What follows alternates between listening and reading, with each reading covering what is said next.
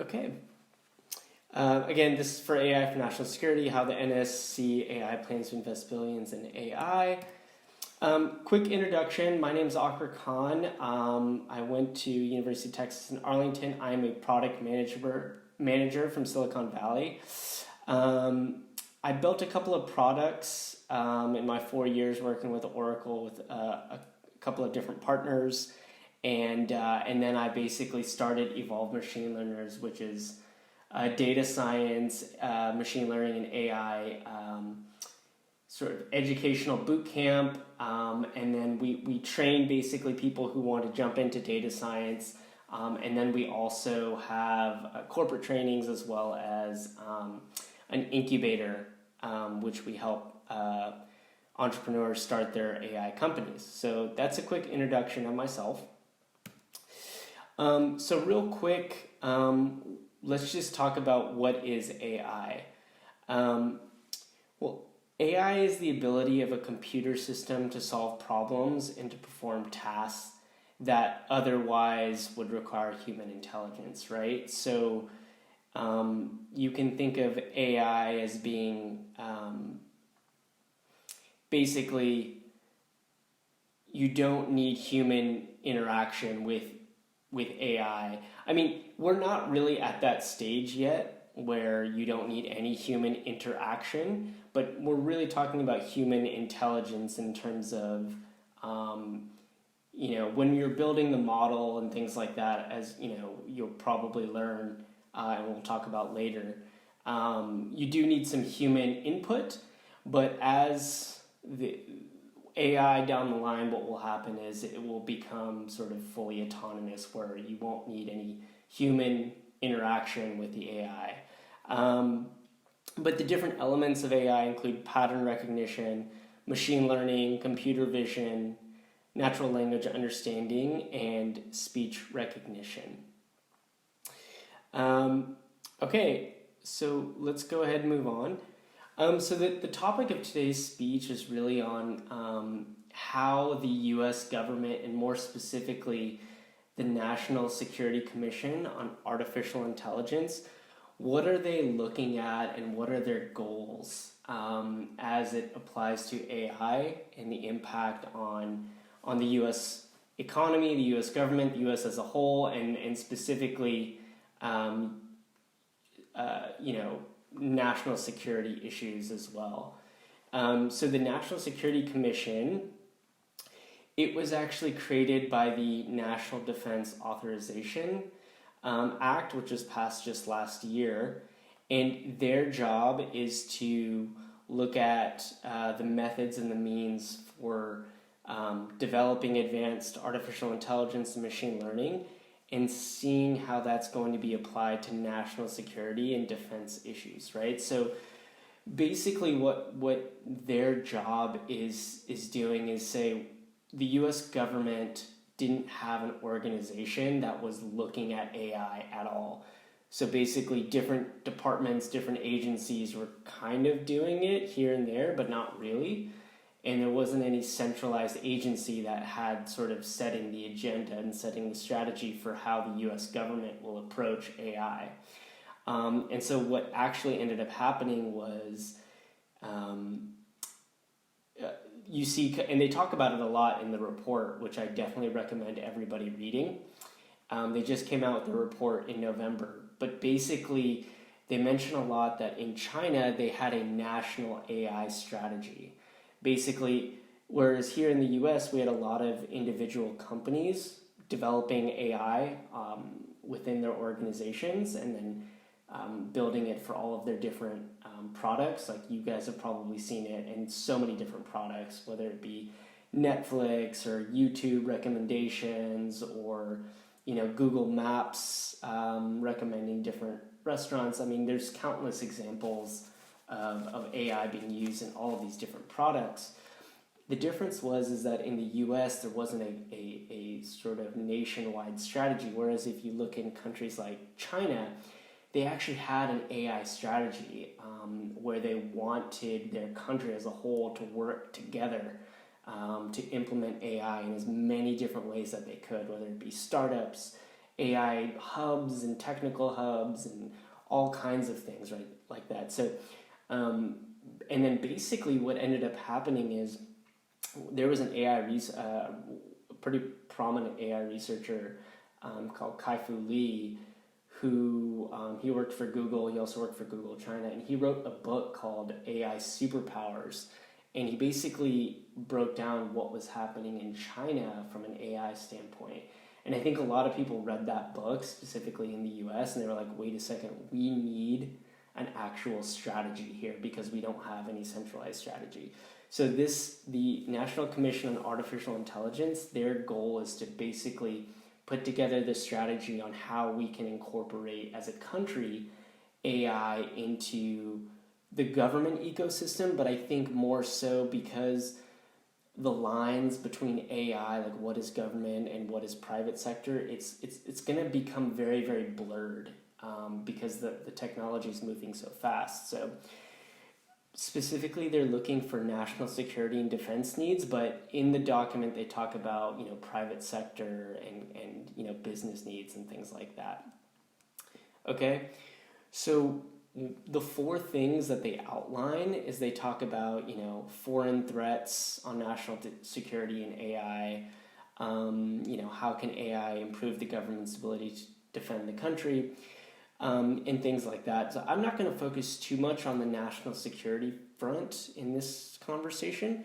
I mean, all of that sort of kind of plays into why they're looking at this from an agency perspective, but it's what I'm really focused on is the economic competitiveness for national security, scientific research community, and the larger workforce, right? So they're looking at it from a national security standpoint, but I think a lot of what they do from a funding standpoint and how they approach it will actually impact a lot of private sector area, right? Because the amount of funding that the US government is going to put into AI, both in research and development, building national security products and services and workforce, I think the investment they're going to put into that, it's going to basically spread into the entire sort of business ecosystem in the US. So really we're going to be talking about economic competitiveness in AI, research and development, and then also training the larger workforce. So, you know, one of the things that they say is, you know, we're in a strategic competition. AI will be at the center. The future of our national security and economy are at stake, right? And so you can see how this is sort of different than a lot of other AI is not like it's not like, you know, we need to invest in more submarines or we need to invest in more helicopter, you know, it's not, or we need to build more missiles or something like that. It's not, you know, national security and economy with technology and with AI, it's mixed now, right? So how this agency sets the stage is actually how our economy is going to function, basically from here moving out, because we are moving from, you know, the everyday world of just an internet world and connected world to an AI first world where all of these new advances that are coming out are interconnected, right? And so you can't separate them. So how the government deals with the AI will be how industry and private sector deals with AI as well.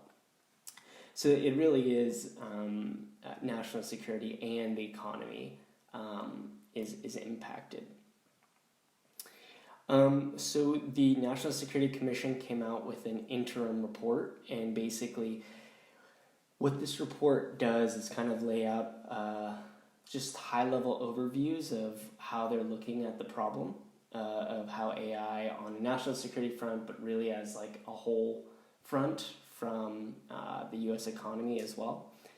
And what they basically did is they got all of the people from private sector, universities, and more, and they asked them, right? Because the U.S. government is, to be honest, they're a little bit behind in terms of understanding how the technology works and how to implement it.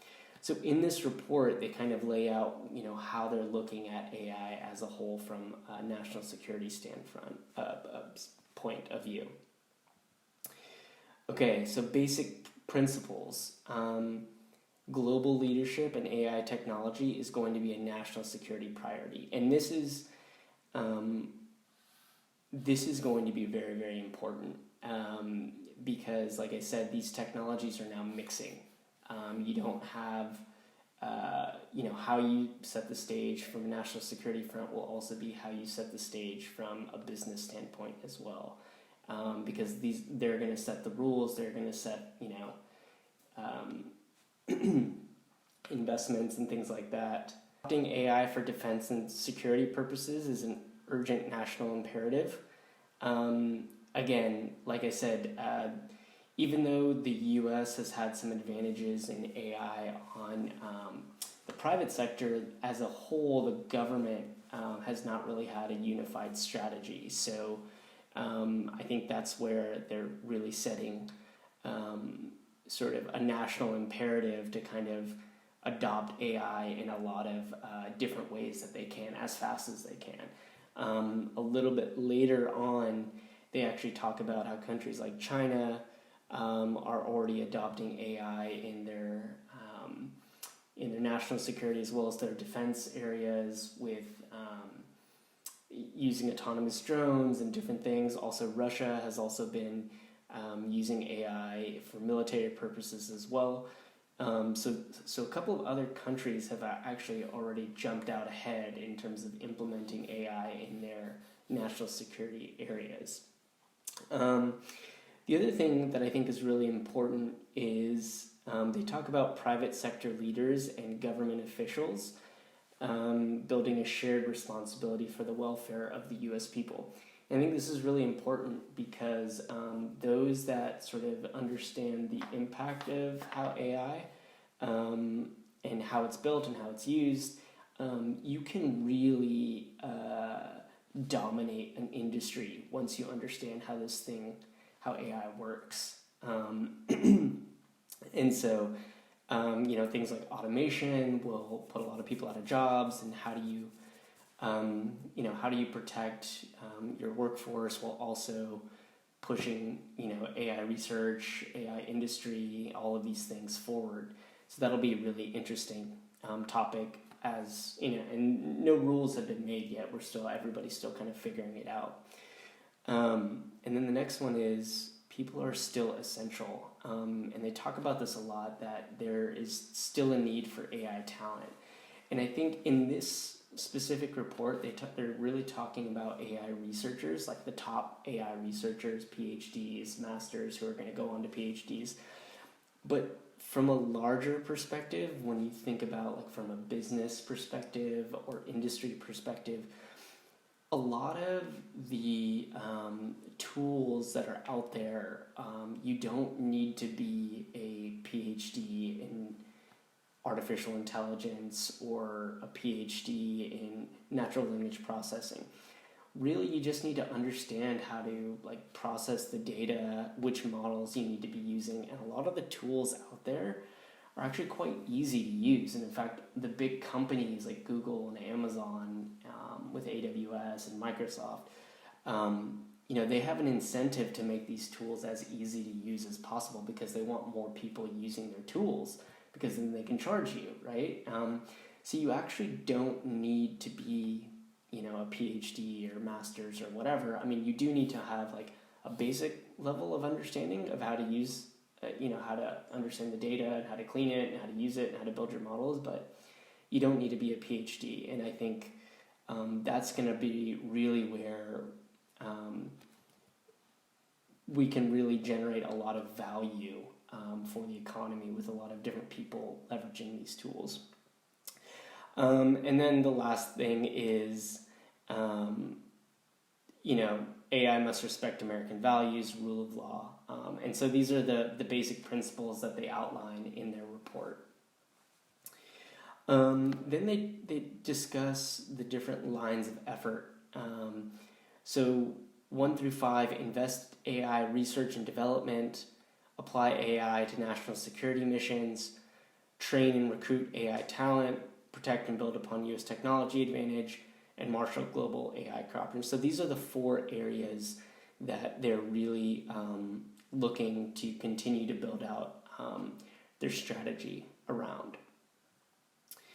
And one of the things where we've really fallen behind from a country perspective is federal research and development funding. So apparently we've research and development funding for AI and so from other leading technology perspective, whether it's like 5G or cybersecurity, has actually fallen to like pre-Cold War era funding levels, which is really interesting because when you consider, countries like China, they've like doubled it or tripled it or however much that they've really invested a ton from a country perspective into AI because they want to be the leader in artificial intelligence.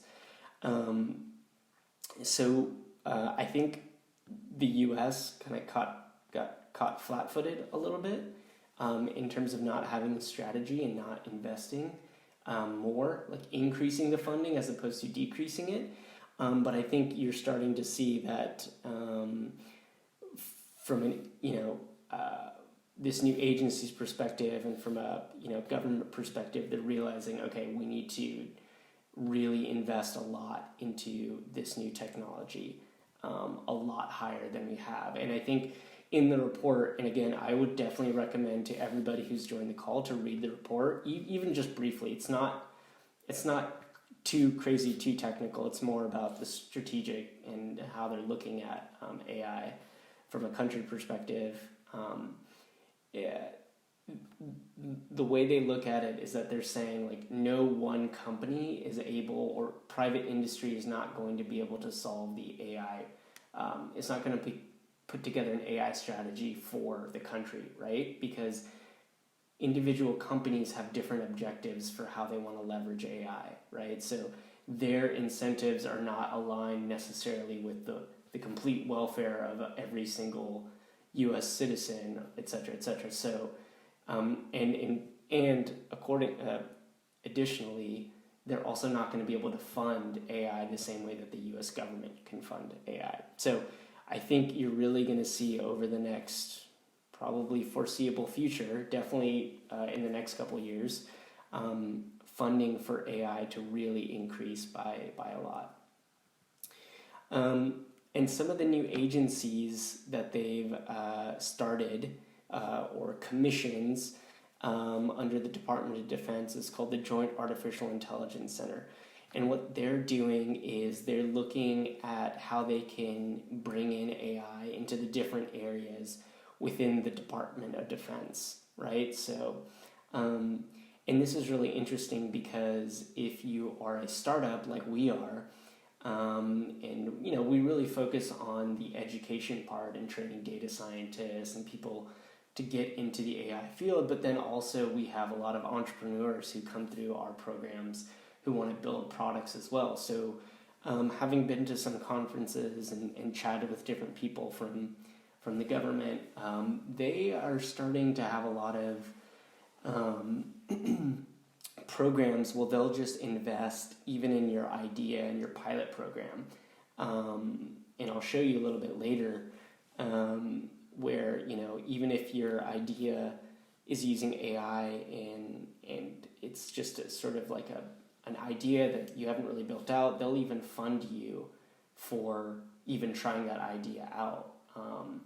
And they've even taken away a lot of the bureaucratic things that you used to have to do to apply for these government contracts, because they know that if a small, company, a startup with a couple of people, they're not going to take the time to go through all the bureaucratic mess. So it's really interesting how they're really taking a different approach to bringing AI into their different agencies.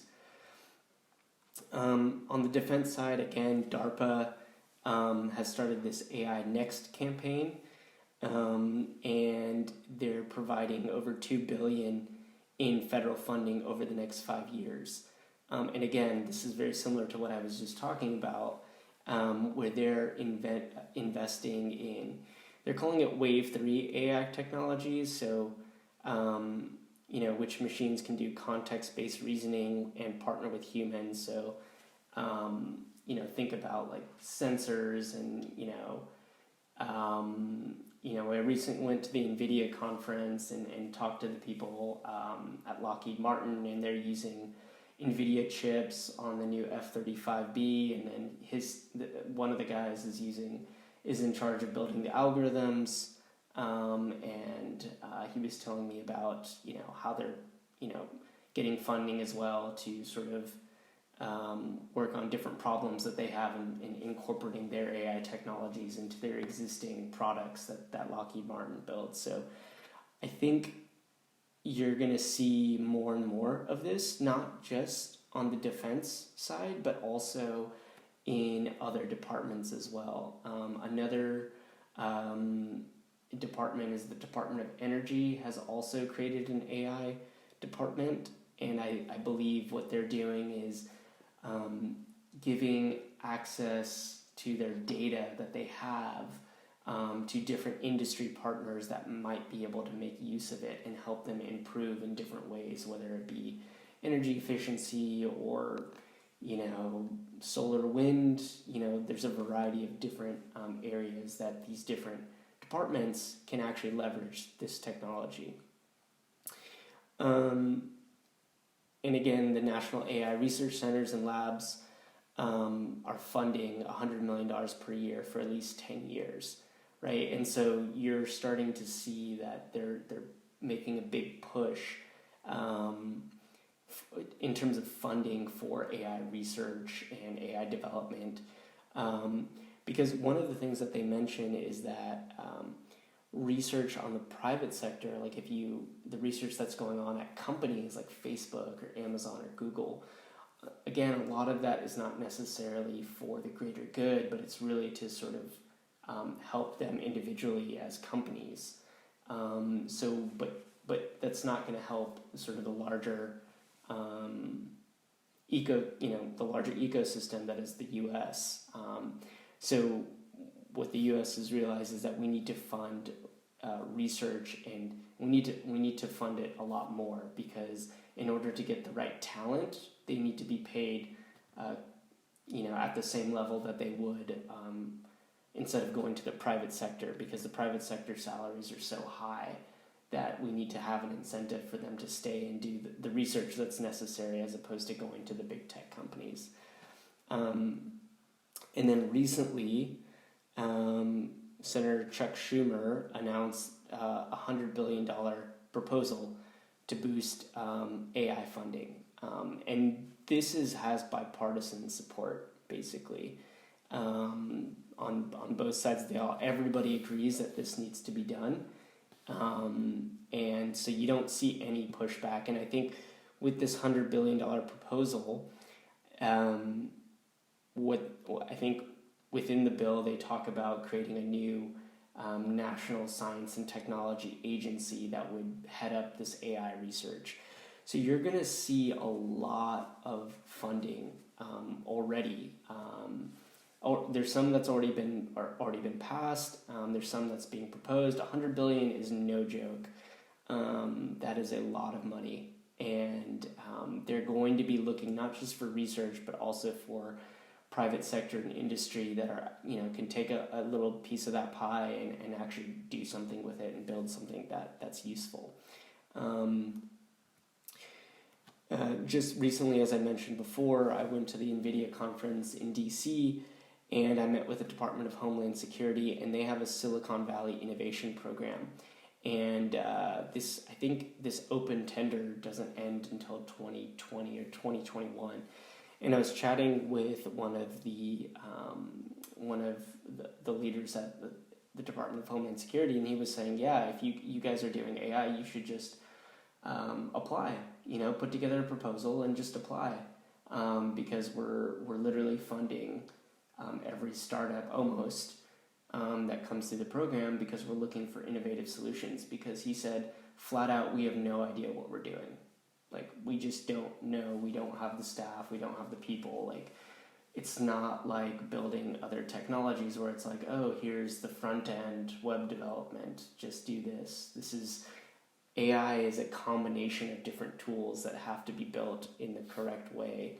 And you need the right types of people that understand how to build it. So this is another example of one that even us as a startup, we were asked to submit a bid to them as well. So you see how AI is starting to being looked at and being incorporated in all different areas of the government. And there's funding as well. I think for this one, you can get funded up to $2 million. I think you get $200,000 up front, and then if you pass the first 3-month pilot, you get another $800,000, and then I think it can go all the way up to $2 million for Department of Homeland Security. And the interesting thing about this is they don't take any equity. They just fund your pilot. The only thing that they require is that if your product, your AI product, or whatever it is you build, that they will, if they like it, then they get a license to it, and that you can't restrict the license to it. But I think that's pretty fair. So anyways, and then one of the things that they talk about, which I think, in my opinion, and if you've read any of the books on AI and sort of the future of it, it's going to be training and recruiting AI talent. And again, in this document, they're really talking. They talk a lot about like sort of AI researchers and PhDs, but in my opinion, the real source of sort of innovation and real drivers of GDP and sort of growth will be not just the AI researchers, but the AI developers. So people who understand how to use the data, kind of our data engineers, understands the models, but are really understand both the agency or the product that they're building, the industry that they're in, and also the data and how to build the algorithms and how to use the tools and actually put everything together. And you don't have to be a PhD to do that. But for the U.S. government, what they're chatting about and talking about really is they need to bring that talent within the U.S. government and within the agencies, because it's really a shift in how you operate as an organization. Like I said before, they're struggling to compete for top AI talent. They need a better pitch, incentive structure, and a better on-ramps for recent graduates. And again, they're really chatting about the top-end AI talent to come in to the U.S. government. But really, I think you're going to see a whole variety of different types of people, whether it be data engineers, developers, or sort of people using the tools. There's going to be a variety of different type of talent that the U.S. government is going to be trying to get into their agencies and help them build the AI tools or products.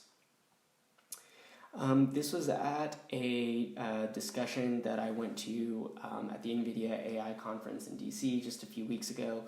And what you have here are the different agency, directors or architects for Department of Energy, the U.S. Air Force, the U.S. Patent and Trademark Office, and also the U.S. Air Force as well.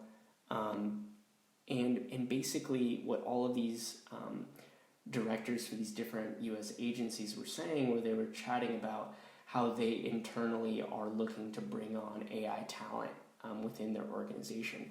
And one of the things actually that the U.S. Air Force is doing is they've actually identified current Air Force enlistees. I think he said around 3,000 that they have identified that are fit to be retrained to become AI developers. So not only are they looking outside for help, but they're also looking within their organization and how they can train their internal staff on implementing AI within their organization. And then what they talk about in the report, and I think, again, this is what I'm stressing the most because I think it's the most applicable to sort of everyday people, which is the AI developer. And what they say is the AI workforce model is you'll have your AI expert, and again, this will be your AI expert will probably be somebody who's got a PhD or a master's and sort of spent their year, they're lots of years studying this stuff, and they're the ones like doing overseeing the models, deciding which AI algorithms to use, etc., etc. But I think what most agencies, and for that matter, most startups and companies will be looking for are the AI developers. And again, these are more about the people who understand data selection, pre-processing the data, selecting the models, training, validation, and then the AI developers are partnering with the domain expert, or maybe you're a domain expert and you've trained yourself in data science and all the different areas of AI, and you've understood the tools that can be used. And some of those capabilities that they discuss are computational statistics, data science, programming with Python or R, model development using a machine learning library. And this could also mean using the different open source tool sets, or even PyTorch, or AWS, different things like that. And so what we as a startup, as a company, are focused on is how do we train these people?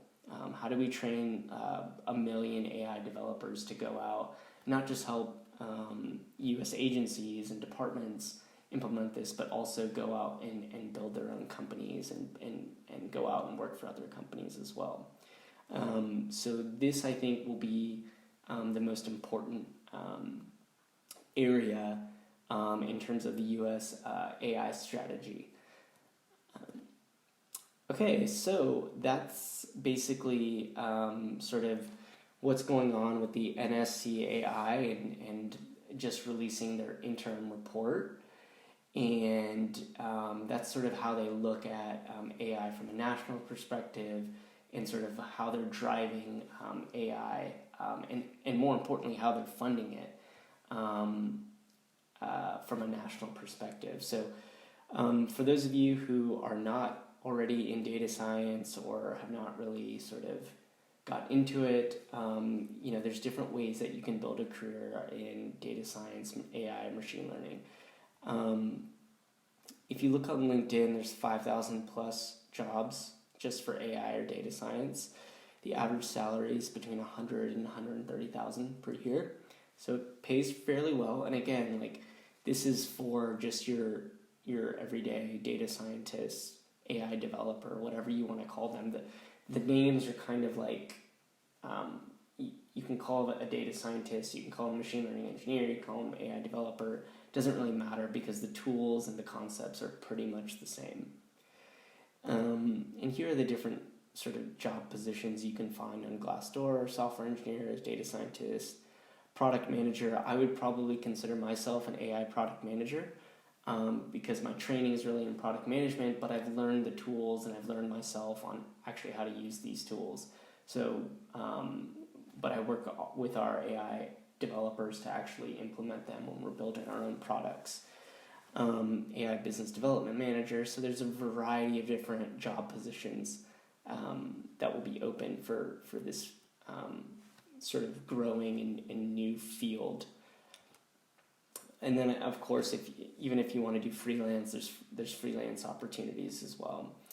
And this is a quote that I really like, which is, no company, no matter how large or smart, can provide as much AI cleverness as an energized, decentralized community of AI developers. So really, it's not just going to be the few experts or PhDs that are sitting at the few companies or within the different agencies. The reality is it's going to be like millions of different AI developers, data scientists all around the world building their different products and really understanding how to use the data and sort of going for it. And I think that's really is where we're going to see the true potential of AI. Okay, yeah, these are just different, freelancers, working on AI. Quarterly skills indexes from 2017, but robotics, Amazon Web Services. There's also the different tools that are being used for AI, which is like Python, PyTorch, Keras, and some of the different tools as well that are the fastest growing skills in the U.S. when it comes to data science and machine learning and AI. And of course, AI will produce the world's first trillionaires. That's probably true. Just we won't know when that'll happen, but at some point it will. And then the trend is every business is going from a software business to every business is becoming an AI business. And this is really true. It's hard to see now, but we are really moving to an AI first world. So, most things that, we use technology every day, basically. Like our lives are just basically run by technology. And technology is then going to, more and more companies, more and more startups, more and more organizations, including the U.S. government, are going to incorporate this AI technology to automate it, to make it more efficient. And so you'll see over the next 10 years that we're going to be moving to an AI-first world. And you're going to see AI in a lot of what we do and what we interact with on a daily basis. Okay, so how does Evolved Machine Learners fit in? So for those who are still on the call, this is just a little bit of background about my startup, our company, Evolved Machine Learners. We run an AI bootcamp, and we've been running it all around the world. We've trained over 1,000 what we like to call AI developers. They're more than just data scientists. We like to call them AI developers because they can develop products, they can clean the data, they can do a lot. So we run an AI bootcamp. We have 3 different levels. We mostly focus on intro to machine learning, intro to data science, intro to AI, and it's a 3-month bootcamp. We also have an incubator that we haven't launched just yet, and that will take some of our students, and we've kind of worked with some of our students in some of our different campuses where they'll have an idea and we'll just help them build their idea. But eventually down the line, what we'll do is we'll actually build out a full-fledged incubation. But mostly we focus on training people who want to jump into data science, machine learning, and AI. We have a chat channel, the AI Incubator, a marketplace, etc. And that is my presentation. And for those of you at home who are watching this online on YouTube, definitely take an opportunity to read the interim report. I've attached the link in the description below. Take a read through that report and really kind of get your hands around what it's talking about, because you're going to see a lot of government-sponsored funding and things of that nature. And the more you understand how our policymakers are looking at the different issues, the more for you as just a citizen of America or as an entrepreneur or a data scientist or an AI developer can get your sort of insights into how you can break into this industry or how you can get a piece of that funding that the U.S. government is going to supply. So thank you guys for watching. I hope you guys enjoyed it. This will be first of many webinars we'll be doing, and I'll catch you on the flip side. Goodbye.